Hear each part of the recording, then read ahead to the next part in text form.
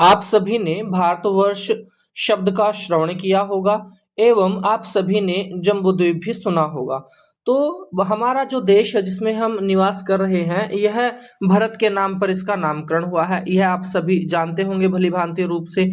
किंतु इसके पीछे जो वर्ष शब्द लगा है, इसकी क्या अनिवार्यता रही होगी? यह इसलिए क्योंकि जो हमारा जम्बू द्वीप है उसी का ही एक हिस्सा, एक खंड हमारा भारत है। इसीलिए इसके भारत के पीछे वर्ष शब्द जोड़ दिया गया।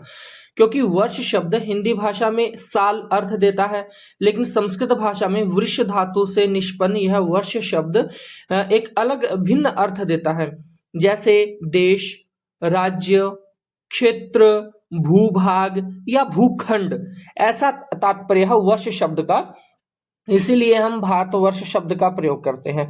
एवं इस शब्द को हम ज्यादा विस्तार से यदि देखना चाहते हैं या इसका प्रमाण पाना चाहते हैं तो हमें पुराणों में मिलता है। जैसे जो हमारा जम्बू द्वीप था, इसका हमारी इस पृथ्वी पर काफी विस्तृत क्षेत्र में फैला हुआ था। हमारा जो जम्बू द्वीप है आज भी फैला हुआ है, किंतु हमारी पहचान भारत से अधिक हो रही है अभी, क्योंकि हम जो एक विशेष क्षेत्र में रह रहे हैं। और जम्बू द्वीप को 9 वर्ष में विभाजित किया गया था। 9 वर्ष, 9 साल नहीं, 9 क्षेत्र में यानी कि 9 भूभाग में विभाजित किया गया था।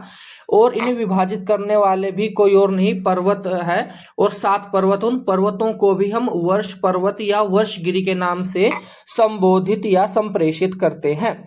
तो इस प्रकार से हम पुराणों में इसका अर्थ ले सकते हैं वर्ष शब्द का। मैं पुनः दोहराता हूं, वर्ष शब्द का अर्थ जो होता है वह क्षेत्र या भूभाग विशेष होता है। तो हम ऐसा ही अर्थ करें, वर्ष शब्द का अर्थ साल नहीं होता, यानी कि भारत का क्षेत्र या भारत का भूभाग, ऐसा हम इससे इसका अभिप्राय समझेंगे। इसी शब्द को और अधिक सुस्पष्ट करने के लिए मैं एक उदाहरण और देता हूं।